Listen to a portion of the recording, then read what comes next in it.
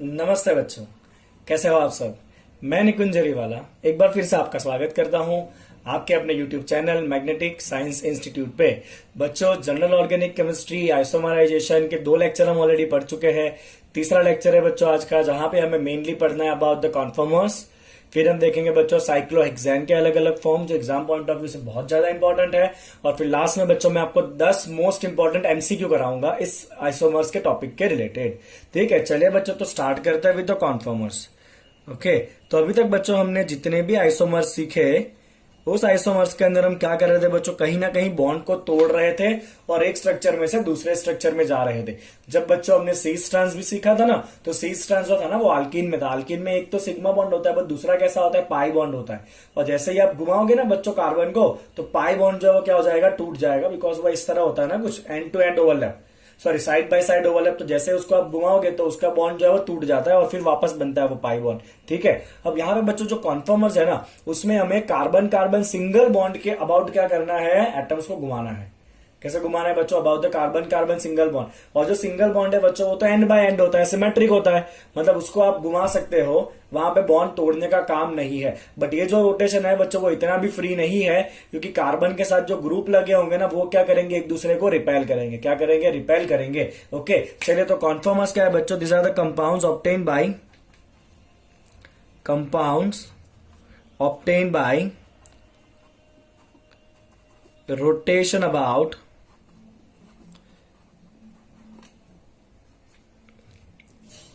C single bond C, rotation about the C single bond C. और ये rotation भी it is not completely free.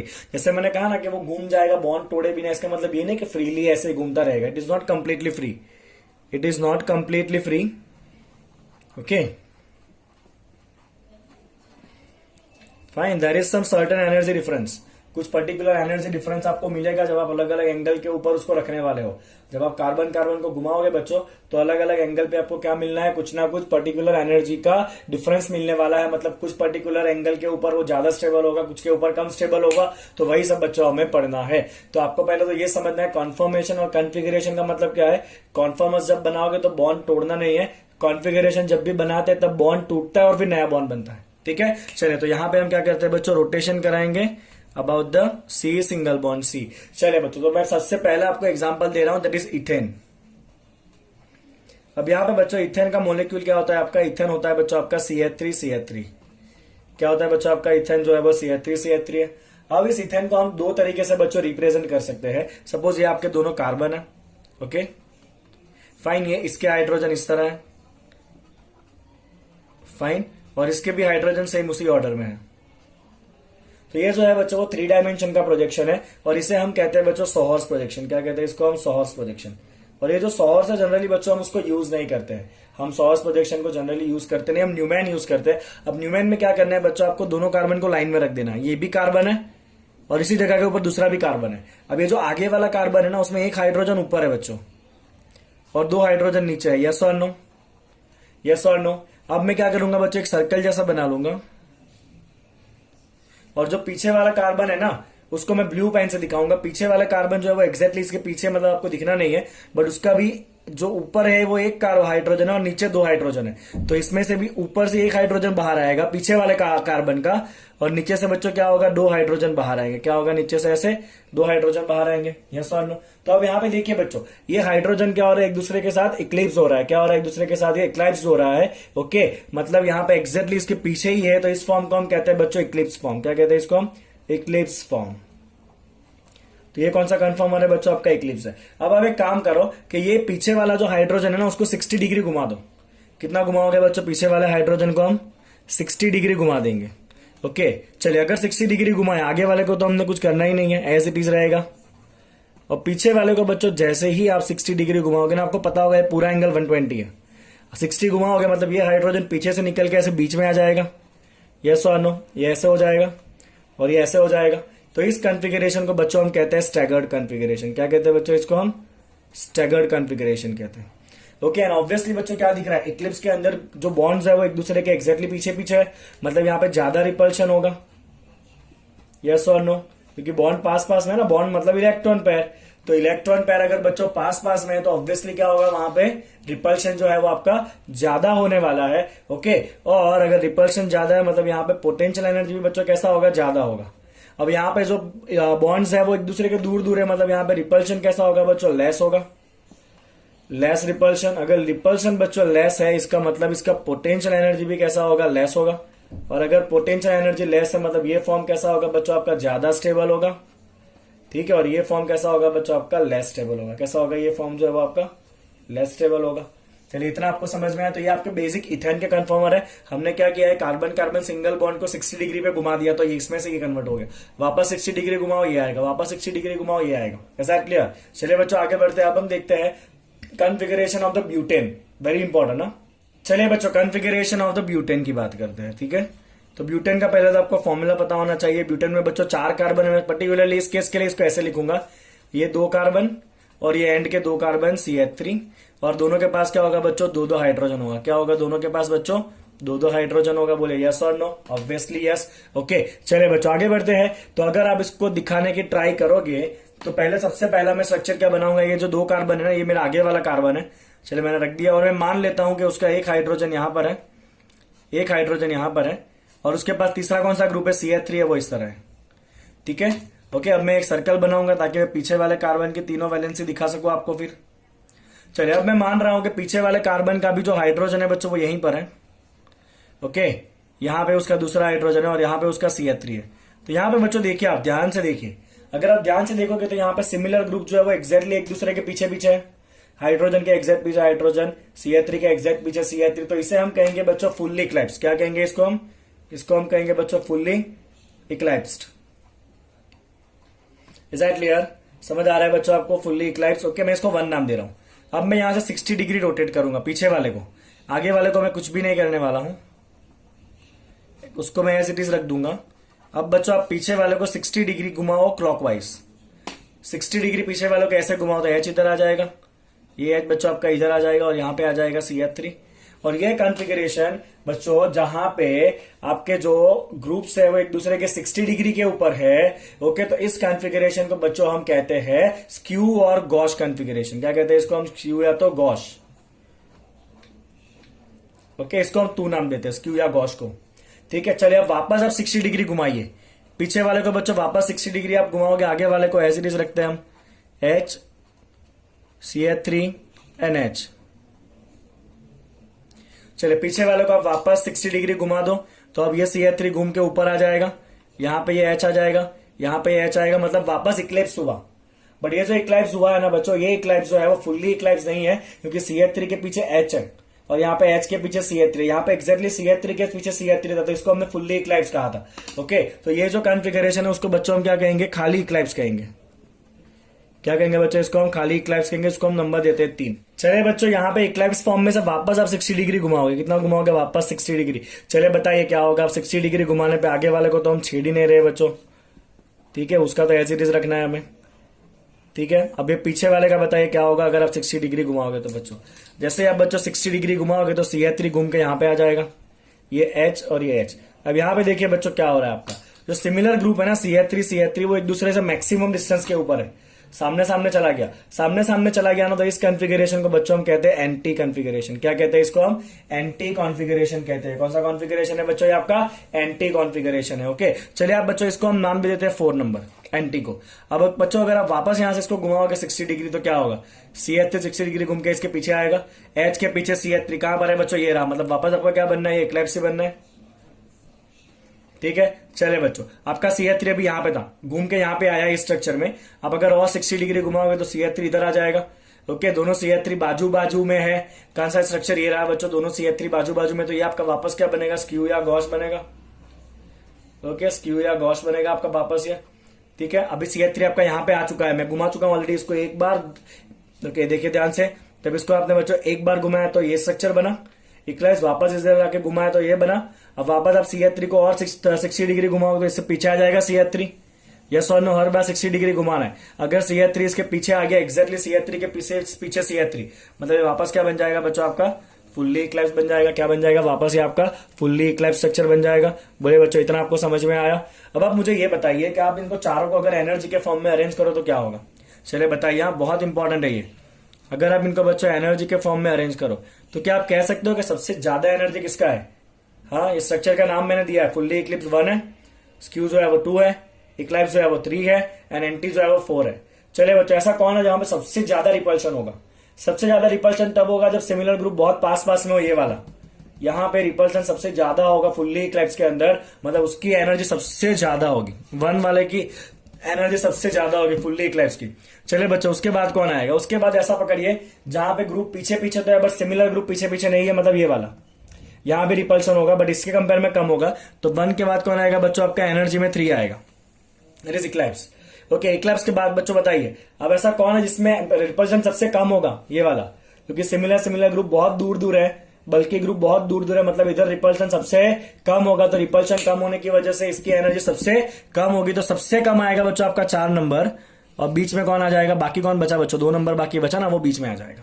Okay, तो अगर आप एनर्जी की बात करो बच्चों तो सबसे ज्यादा एनर्जी किसका होता है? फुल्ली इक्लिप्स का होता है। ओके, उसके बाद किसका एनर्जी होता है बच्चों? खाली इक्लिप्स का। ठीक है, उसके बाद किसका एनर्जी होता है बच्चों? आपका स्क्यू या गॉश कॉन्फ़िगरेशन का। और सबसे कम एनर्जी होता है बच्चों एंटी का। किसका होता है सबसे कम एनर्जी? एंटी का होता है। और अगर स्टेबिलिटी की बात करोगे बच्चों तो जिसका एनर्जी कम उसका स्टेबिलिटी ज्यादा, तो यहां पे आपका जो स्टेबिलिटी का ऑर्डर है बच्चों वो क्या हो जाएगा? इसका रिवर्स हो जाएगा। क्या हो जाएगा? आपका स्टेबिलिटी का ऑर्डर जो है वो रिवर्स हो जाएगा। 1 सबसे कम स्टेबल होगा, फिर 3, फिर 2, और सबसे ज्यादा स्टेबल कौन होगा बच्चों? आपका ये एंटी जो है वो कैसा होगा? मैक्सिमम स्टेबल होगा। और फुल्ली इक्लिप्स कैसा होगा? आपका मिनिमम स्टेबल होगा। ओके, तो ये हो गए बच्चों आपको कन्फर्मर्स ऑफ ब्यूटेन। हमने कोई बॉन्ड तोड़ा नहीं, हम तो खाली सी सिंगल बॉन्ड, सी को 60 60 60 60 घुमाए जा रहे हैं और अलग अलग टाइप के कॉन्फ़िगरेशन बनते जा रहे हैं। कुछ की एनर्जी ज्यादा है, कुछ की एनर्जी कम है। तो ये हो गया बच्चों आपका कॉन्फर्मर्स। ओके, अब इसी तरह से बच्चों जो कॉन्फर्मर्स है ना, ये कॉन्फर्मर्स आपके साइक्लिक अल्केन कंपाउंड में भी बनते हैं। और यहाँ पे एंट्रेंस एग्जाम का एक बहुत इंपॉर्टेंट पॉइंट आ रहा है बच्चों, that is about the cyclohexane, structures of cyclohexane. बहुत ध्यान से आप समझ लीजिएगा क्या है वो। चलिए बच्चों, कन्फर्मर्स ऑफ साइक्लोअल्केन, उसमें सबसे पहले हम देखते हैं स्टेबिलिटी ऑफ द साइक्लोअल्केन। तो साइक्लोअल्केन का बच्चों सबसे पहला मेंबर होता है साइक्लोप्रोपेन, फिर बनना है साइक्लोब्यूटेन, फिर बनेगा बच्चों साइक्लोपेंटेन, फिर बनेगा साइक्लोहेक्सेन। ओके, उसके बाद बनेगा प्लस आपका साइक्लोहेप्टेन एंड सो ऑन। चलिए साइक्लोहेप्टेन भी बना ही लेते हैं हम। तो ये हो गया बच्चों आपका साइक्लोहेप्टेन।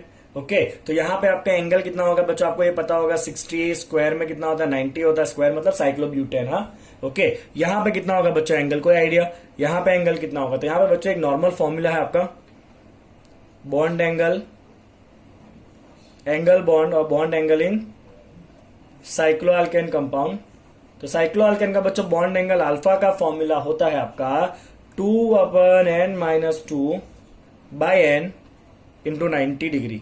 कितना होता है बच्चों? 2/n-2 into n। तो जैसे ही आप इसके अंदर n क्या है बच्चों? n है आपका number of carbon in cycle. n क्या है बच्चों? आपका number of carbon in cycle, right. तो जैसे यहाँ पे आप साइक्लोपेंटेन में n = 5 रख दो, इसमें 6 रख दो, इसमें 7 रख दो। ओके, तो यहाँ पे बच्चों आपको एंगल मिलेगा 108 डिग्री। यहाँ पे आपको एंगल मिलना है कुछ 120 डिग्री। यहाँ पे आपका एंगल हो जाएगा बच्चों 128.6 degree, something like this. Okay, अब बच्चों यहाँ पे हर एक कार्बन का हाइब्रिडाइजेशन कैसा है? sp3 है, बिकॉज सिंगल बॉन्डेड है। अगर कार्बन sp3 है तो sp3 का बॉन्ड एंगल होना कितना चाहिए बच्चों? बहुत बढ़िया, sp3 का बॉन्ड एंगल तो 109.5 डिग्री जितना होना चाहिए, हाँ के ना? ओके, बट यहाँ पे क्या हो रहा है बच्चों? बॉन्ड एंगल 109 की जगह पे खाली 60 है, मतलब बहुत ज्यादा डेविएशन है। तो इतना सारा एंगल में डेविएशन होने की वजह से इसके अंदर प्रोड्यूस होता है बच्चों एंगुलर स्ट्रेन। क्या प्रोड्यूस होता है? इसको अंदर एंगुलर स्ट्रेन प्रोड्यूस होता है। तो इन दोनों में एंगल 109 से बहुत दूर है, तो इन दोनों में मैक्सिमम एंगुलर स्ट्रेन है। और अगर इसकी बात करोगे बच्चों तो ये एंगुलर स्ट्रेन सबसे कम होगा, बिकॉज ये 109.5 से सबसे ज्यादा है। यस और नो? तो ये जो बच्चों थियरी है ना, उसको हम कहते हैं बेयर स्ट्रेन थियरी। क्या कहते हैं बच्चों इसको? हम बेयर स्ट्रेन थियरी। क्योंकि ये सारा स्टडी जो ना वो बेयर ने किया था, बेयर स्ट्रेन थियरी। ओके, तो जो बेयर स्ट्रेन थियरी है बच्चों वो कहता है कि if your bond angle alpha is close to 109.5 degree, your compound will be stable. The compound will be stable. Okay?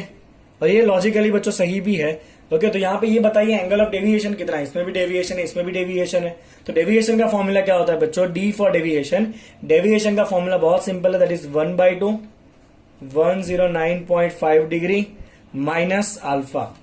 क्या फॉर्मूला है बच्चों डेविएशन का? 1/2 इंटू 109.5 डिग्री माइनस क्या करना है? अल्फा। डेविएशन का मतलब ये है बच्चों कि सपोज मान लीजिए कि ये आपका 109.5 डिग्री है पूरा, और आपका बॉन्ड एंगल जो है बच्चों वो खाली इतना ही है,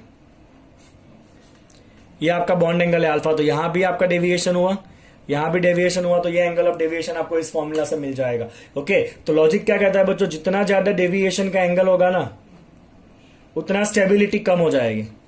जितना ज्यादा डेविएशन का एंगल होगा उसका स्टेबिलिटी उतना कम हो जाएगा। जितना ज्यादा स्ट्रेन है उतना ज्यादा क्या होगा? स्टेबिलिटी कम हो जाएगा।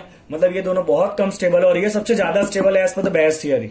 बट बेयर ने बच्चों एक बहुत इंपॉर्टेंट बात कही थी, वो ये कि सारे जो कार्बन है ना बच्चों वो प्लेनर है। कैसे बच्चों? सारे कार्बन जो है वो प्लेनर है। ये किसने कहा था? बेयर ने कहा था कि जितने भी कार्बन है वो एक ही प्लेन में है। ओके, तो यहां पे एंगल सबसे ज्यादा है बच्चों आपका, मतलब बहुत ही क्लोज है 109.5 के। मतलब यहां पे आपका डेविएशन कैसा है? मिनिमम है। साइक्लोपेंटेन के अंदर 109.5 सबसे ज्यादा करीब है ये। फिर वापस दूर जाओगे तो एंगल बढ़ गया, मतलब डेविएशन बढ़ गया। मतलब बेयर की थियरी के हिसाब से ये सबसे ज्यादा स्टेबल होना चाहिए। It should be maximum stable, should be a maximum stable as per the Baeyer's theory. But actually में साइक्लोहेक्सेन जो है ना वो इसका बाप है। साइक्लोहेक्सेन जो है ना वो साइक्लोपेंटेन से बहुत ज्यादा स्टेबल है। इसका रीजन ये है कि ये साइक्लोहेक्सेन जो है ना बच्चों वो प्लेनर ही नहीं होता है। इसने तो एज्यूम किया था कि अगर प्लेनर है तो उसका थियरी सही है। यहां तक बच्चों प्लेनर है, कोई प्रॉब्लम नहीं है, थियरी सही है। बट जैसे यहां चला जाएगा ना तो अब सारे कार्बन एक ही प्लेन में रहते नहीं है। तो ये कंपाउंड एक्चुअल में कैसा होता है बच्चों? नॉन प्लेनर होता है साइक्लोहेक्सेन। कौन सा कंपाउंड है बच्चों? ये साइक्लोहेक्सेन। अब इसी की सारी बात हमें करनी है, इसके अलग अलग स्ट्रक्चर हमें सीखने हैं। एंट्रेंस एग्जाम बहुत बार इसका क्वेश्चन आ चुका है अभी तक। ओके, तो साइक्लोहेक्सेन जो है बच्चों वो कैसा मॉलिक्यूल है? नॉन पोलर मॉलिक्यूल है। ओके, और ये जो है वो सबसे ज्यादा स्टेबल होता है। It is actually maximum stable, not the cyclopentane. तो हम इसके स्ट्रक्चर देखेंगे बच्चों, किस तरह से इसके स्ट्रक्चर बनते हैं। ओके, चलिए बच्चों, तो साइक्लोहेक्सेन के अलग अलग फॉर्म्स देख लेते हैं। बहुत ज्यादा ब्यूटीफुली के लिए पिक्चर है ये। ओके, ध्यान से देखिएगा क्या है वो एंट्रेंस एग्जाम में आपके काम में आ सकता है। तो जो बच्चा साइक्लोहेक्सेन है बच्चों वो एक्चुअली प्लेनर मॉलिक्यूल नहीं है, जैसे हमने कहा आगे। उसमें जो कार्बन है वो प्लेन से बाहर आ जाएंगे और आपको 4 अलग अलग कॉन्फॉर्मर्स मिलेंगे उसको। एक होता है उसका चेयर फॉर्म, एक होता है बोट फॉर्म, एक होता है उसका हाफ चेयर फॉर्म, और लास्ट में होता है बच्चों उसका ट्विस्टेड बोट फॉर्म। ओके, चलिए सबसे पहले बच्चों चेयर फॉर्म की बात करें तो सबसे ज्यादा स्टेबल फॉर्म है। तो बच्चों ये आपको जो येलो कलर का दिख रहा है ना, येलो कलर का है जो वो पूरा एक प्लेनर है। बट एक्चुअल में क्या होगा बच्चों के, ये कॉर्नर वाला जो कार्बन एटम होना चाहिए वो प्लेन के बाहर आ चुका है, यहाँ पे ऊपर आ चुका है प्लेन के। ओके, और ये वाला जो कार्बन है बच्चों वो कहां जा चुका है? प्लेन के नीचे जा चुका है। ओके, मतलब ये अगर एक प्लेन है ना तो एक कार्बन जो है वो ऐसे प्लेन के ऊपर आ चुका है और एक कार्बन कहां जा चुका है बच्चों? प्लेन के नीचे जा चुका है। और आपको वो इस तरह से दिखेगा। अब सबके पास 2-2 हाइड्रोजन होंगे, तो हर एक कार्बन के पास एक हाइड्रोजन जो है ना बच्चों वो एक्सियल होगा। एक्सियल का मतलब क्या है? ये ब्लू वाला जो है ना वो एक्सियल बॉन्ड है। एक्सियल का मतलब है कि वो हाइड्रोजन प्लेन के एक्सिस को पैरेलल होगा। ये साइक्लोहेक्सेन का जो एक्सिस बनेगा उसको पैरेलल होगा। देखिए, parallel parallel parallel parallel parallel parallel. ध्यान ये रखना है बच्चों कि अगर एक हाइड्रोजन ऊपर है तो एक हाइड्रोजन नीचे होगा, बाजू वाला। ओके, उसके बाद वापस उसके बाजू वाला ऊपर होगा, उसके बाजू वाला नीचे होगा, उसके बाजू वाला ऊपर, उसके बाजू वाला नीचे। समझ आया बच्चों? यहाँ पे ऊपर नीचे, उसके नेक्स्ट बाजू वाला जो है वो कहां जाएगा बच्चों? ये वाला जो है वो आपका नीचे जाएगा, फिर ऊपर। ओके, सॉरी, ऊपर नीचे ऊपर नीचे ऊपर, और फाइनली ये वाला जाएगा नीचे। दिख रहा है आपको? Alternate up down up down up and down. Okay, और दूसरा जो हाइड्रोजन है बच्चों वो होता है आपका इक्विटोरियल रेड वाला। इक्विटोरियल मतलब वो वाला बॉन्ड जो एक्सियल के साथ 109.5 डिग्री बनाएगा। कितना एंगल बनाएगा बच्चों? एक्सियल के साथ 109.5। देखिए, अब ये जो हाइड्रोजन है बच्चों अगर वो प्लेन के ऊपर होगा तो उसके पीछे वाला प्लेन के अंदर होगा, नीचे की तरफ। ओके, वापस ये बाहर की तरफ होगा, ये प्लेन के अंदर जाएगा, ये प्लेन के बाहर होगा, ये प्लेन के अंदर होगा। मतलब ऑल्टरनेट, अगर ये प्लेन है तो एक हाइड्रोजन प्लेन के ऊपर, बाजू वाले का प्लेन के नीचे, ऊपर नीचे, ऐसा होता रहेगा। ओके, इसका मतलब क्या है बच्चों? यहाँ पे आपको 6 एक्सियल बॉन्ड मिले, देख लीजिए ब्लू वाले, 6 इक्विटोरियल मिले, देख लीजिए रेड वाले। और जितने भी कार्बन हाइड्रोजन एटम्स है ना वो एक दूसरे को एक्लाइव नहीं कर रहे हैं। अगर एक ऊपर है तो एक पीछे है एक्सियल वाले में, और ये इक्विटोरियल वाले में अगर मान लीजिए कि ये इन द प्लेन है। कहां पर है बच्चों? ये in the plane. Okay, plane के नीचे। तो ये वाला हाइड्रोजन जो है बाजू वाले कार्बन का वो कहां होगा बच्चों? अबोव होगा। Above the plane. उसके बाजू वाला वापस आपका कहां जाएगा बच्चों, उसके बाजू वाला वापस जाएगा इन, ये कहां जाएगा बच्चों, अबव द प्लेन। ओके, तो इस तरह से इन अबव होता रहेगा। ओके, इसका मतलब जितने भी कार्बन हाइड्रोजन है वो सारे कैसे है बच्चों, स्टैगर्ड है। कैसा है, सारे स्टैगर्ड है। ओके, और अगर सारे स्टैगर्ड है मतलब रिपल्शन सबसे कम होगा, मतलब they are free from the torsional strain. Okay, तो ये हो गया बच्चों आपका चेयर कन्फर्मर। समझ आया आपको चेयर में क्या है वो। अब देखिए बच्चों बोट में क्या है। बोट में क्या है, चेयर वाले में क्या था, एक प्लेन में था जो, तो उसमें से एक कार्बन ऊपर आया था, एक कार्बन नीचे आउट ऑफ प्लेन गया था। बोट वाले में क्या होगा बच्चों, दोनों कार्बन जो है ना वो एक ही तरफ आउट ऑफ प्लेन जाएंगे। ये कार्बन भी ऊपर की तरफ ही आउट ऑफ प्लेन चला गया, जो यहां पे होना चाहिए था प्लेन में वो ऊपर आ गया, यहां भी जो इधर होना चाहिए था प्लेन में वो कहां आ गया बच्चों, ऊपर आ गया। समझ आ रहा है आपको इतना। ओके, चलिए बच्चों यहां पे आप ध्यान से देखिएगा, यहां पे ये जो चार है ना वो हाइड्रोजन कैसे होंगे, एक्सियल होंगे, और सारे के सारे एक ही तरफ है, नीचे की तरफ। हम बात कर रहे हैं about boat conformation, right. Okay, चलिए तो ये चारों के चारों बॉन्ड कैसे है बच्चों, आपके एक्सियल है। उसके साथ चार कैसे होंगे, आपके इक्विटोरियल होंगे। और यहां पे बच्चों सबसे इंपॉर्टेंट क्या है कि एक्सियल वाले सारे नीचे है, मतलब वो एक दूसरे को इक्लाइप्स करेंगे। क्या करेंगे बच्चों, एक दूसरे को इक्लाइप्स करेंगे। उसी तरह से ये इक्विटोरियल वाला भी देखिए, इसके एग्जैक्ट पीछे ये एच है, मतलब ये दोनों भी क्या करेंगे बच्चों, एक दूसरे को इक्लाइप्स करेंगे। ये दोनों भी एक दूसरे को इक्लाइप्स करेंगे, मतलब यहाँ पे सारे एक्सियल भी एक दूसरे के इक्लाइप्स है, और जो इक्विटोरियल वाले हैं वो भी कैसे है बच्चों, एक दूसरे के इक्लाइप्स है। ओके, अब ये ऊपर वाले कार्बन का जो हाइड्रोजन है ना उसका बॉन्ड कुछ अलग तरीके का होगा, अलग एंगल के ऊपर होगा। तो दो जो हाइड्रोजन, इसके पास जो एक हाइड्रोजन है उसको हम कहते हैं बच्चों, this is called as flagpole bond. क्या कहते हैं बच्चों, इसको हम फ्लैगपोल बॉन्ड कहते हैं। ओके, तो दोनों के पास एक एक कार्बन जो है, एक एक हाइड्रोजन जो होगा वो फ्लैगपोल बॉन्ड पे होगा, प्लेन के अंदर, दोनों एकदम पास पास में होगा। और दो जो है बच्चों बाहर की तरफ जाएगा, उसे हम कहते हैं बच्चों बोस्पिरिट बॉन्ड। क्या कहते हैं इसको हम, बोस्पिरिट बॉन्ड।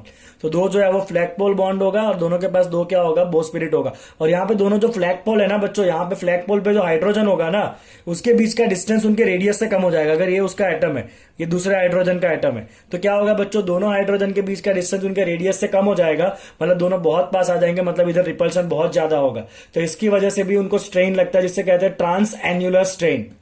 ओके, देख तो यहाँ पे स्ट्रेन था इक्लिप्स की वजह से, और ऊपर भी फ्लैगपोल पे भी हाइड्रोजन पास में है, तो उधर भी आपका स्ट्रेन है, that is transannular strain. तो इतने सारे स्ट्रेन की वजह से जो बोट कन्फर्मेशन है वो कैसा होता है बच्चों, लेस स्टेबल होता है। तो यहाँ पे चार इक्वेटोरियल बॉन्ड, चार एक्सियल बॉन्ड, दो फ्लैगपोल एंड दो जो होगा आपका वो बोस्पिरिट बॉन्ड होगा। सब कुछ कैसा है बच्चों, आपका इक्लिप्स फॉर्म में है, फ्लैगपोल वाला बहुत पास है, मतलब यहाँ पे बहुत ज्यादा स्ट्रेन है। Is that clear. ओके, चलिए बच्चों अब देखते हैं हाफ चेयर क्या है और ट्विस्टेड बोट क्या है। चलिए बच्चों ट्विस्टेड बॉन्ड वाला देखिए क्या हो रहा है। ट्विस्टेड बोट बहुत इंपॉर्टेंट है। ट्विस्टेड बोट में क्या हो रहा है बच्चों, आपका नॉर्मल बोट में ना कार्बन कार्बन बॉन्ड यहां पे था, कार्बन कार्बन बॉन्ड यहां पे था, बट ये बच्चों ट्विस्टेड बॉन्ड में क्या होगा कि ये जो कार्बन कार्बन बॉन्ड एक दूसरे के पैरेलल थे ना बोट वाले में, उसकी जगह पर अब ये दोनों क्या हो जाएंगे बच्चों, एक दूसरे को क्रॉस करेंगे। दिखा आपको, ये दोनों बॉन्ड क्या कर रहे हैं बच्चों, एक दूसरे को इस तरह से क्रॉस कर रहे हैं। और ऐसा होने की वजह से यहां पे जो कार्बन था बच्चों, जो प्लेन में था वो भी प्लेन के बाहर निकल गया, नीचे चला गया।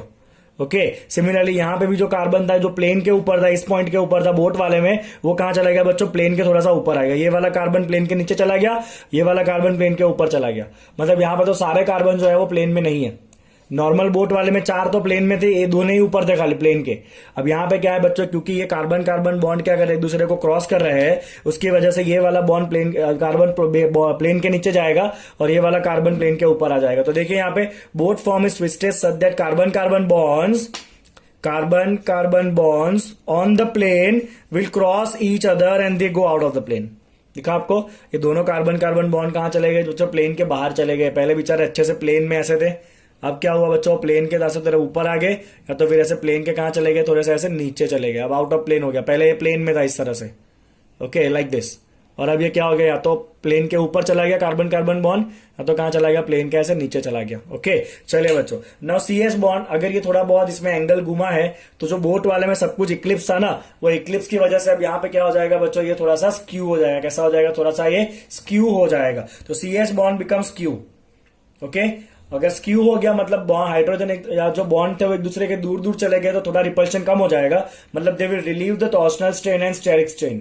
टॉर्शनल एंड स्टेरिक स्ट्रेन जो है वो थोड़ा सा रिलीव हो जाएगा। और ये फ्लैगपोल वाला भी देखिए बच्चों दूर दूर जा चुका है। अभी ये जो है ना फ्लैगपोल, वो दूर दूर जा चुका है। अगर फ्लैगपोल बच्चों दूर चला गया तो उससे क्या होगा, रिपल्शन जो है वो थोड़ा सा और रिड्यूस हो जाएगा हाइड्रोजन में। इसका मतलब ये है कि नॉर्मल बोट की जगह पे ट्विस्टेड बोट जो है ना वो ज्यादा स्टेबल है। और लास्ट में बच्चों वो चेयर वाला है। चेयर वाला, हाफ चेयर वाला क्या है देखिए, हाफ चेयर में बच्चों 5 कार्बन एक ही प्लेन में है, और खाली एक ही कार्बन ऐसा है जो प्लेन के बाहर निकला है बच्चों, ये वाला कार्बन जो प्लेन के ऊपर गया है। और इस पर्टिकुलर फॉर्म में सबसे ज्यादा स्ट्रेन होता है। It has a maximum torsional strain and steric strain.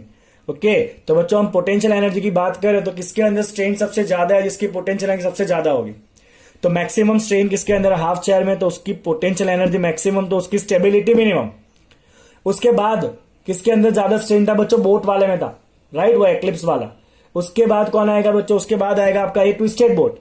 और सबसे कम स्ट्रेन किसके अंदर था, सबसे कम स्ट्रेन था बच्चों आपका किसके अंदर था, नॉर्मल चेयर वाले में था। क्योंकि नॉर्मल चेयर वाले के अंदर बच्चों सब कुछ कैसा था, स्टैगर्ड था। कैसा था सारा बच्चों, स्टैगर्ड था। इज दैट क्लियर, जा रहे हैं बच्चों बात दिमाग में। ओके, तो potential energy maximum half chair, फिर बोट, फिर ट्विस्टेड बोट, और सबसे कम पोटेंशियल एनर्जी चेयर। तो अगर आपको स्टेबिलिटी का ऑर्डर चाहिए तो उसको उल्टा कर दो, chair maximum stable, half chair जो है वो minimum stable. Is that clear. तो ये बच्चों हो गया आपका conformers of the cyclohexane. Now I hope, मैं चाहता हूं कि एग्जाम में इसके रिलेटेड कोई क्वेश्चन ना आए और आप अच्छे से उसको सॉल्व करो और मुझे याद करो उसको सॉल्व करते वक्त। ओके बच्चों, ये चेयर कॉन्फ़िगरेशन का ज्यादा स्टेबल होने का एक और रीजन है, this is called as internal flip. ये चेयर क्या करेगा बच्चों, फ्लिप करेगा। देखिए वो किस तरह फ्लिप करेगा, आप ध्यान से देखिएगा कि पहले स्टार्टिंग के अंदर चेयर जो होगा ना, उसमें जो हाइड्रोजन आपका एक्सियल बॉन्ड पे होगा, वहां से वो चेयर फ्लिप करेगा, वहां से वो जाएगा बच्चों आपका ट्विस्टेड बोट में जाएगा, उसके बाद हाफ चेयर में जाएगा, उसके बाद बोट में जाएगा, और वापस उसमें से बन जाएगा आपका चेयर। बट पहले वाले चेयर और फ्लिप होने वाले चेयर में फर्क ये होगा कि पहले वाले में जो एक्सियल होगा ना, वो फ्लिप होने के बाद इक्विटोरियल हो जाएगा, और पहले वाले में जो इक्विटोरियल होगा वो फ्लिप होने के बाद एक्सियल हो जाएगा। ओके, देखिएगा बच्चों, आप ये ध्यान से एनिमेशन में आपको समझ में आ जाएगा। चले तो मैं आपको इस एनिमेशन के साथ छोड़ रहा हूं। ओके,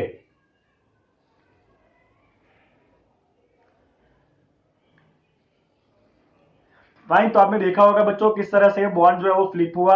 आई होप कि आपको मजा आ गया होगा पूरे वीडियो के अंदर, आपको सब कुछ अच्छे से समझ में आ चुका है। ओके, तो प्लीज चैनल को सब्सक्राइब करना मत भूलिए, please like the video, subscribe.